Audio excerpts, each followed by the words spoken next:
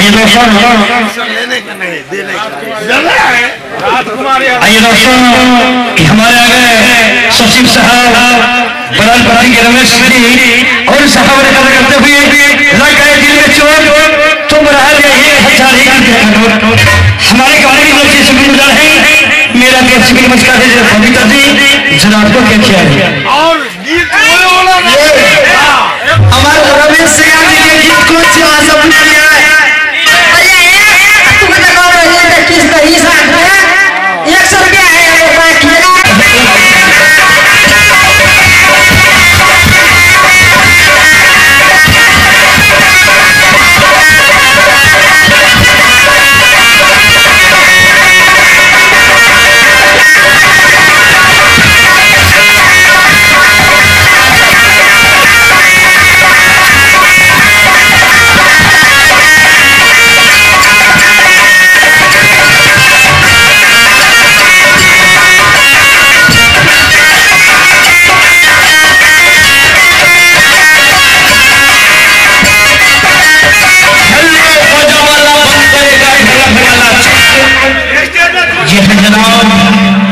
इनामों के दौर में आ चुके हैं राम सेवक यादव जी बलमपट्टी वार्ड नंबर 1 जी है मंडल का 11 नोट 2020 की इसमें पान है की थैली कहते हैं क्या अजब की चीज कमाल कर दिया और पड़ोसियों की बिस्तर की तरह कैलान कर दिया। अगर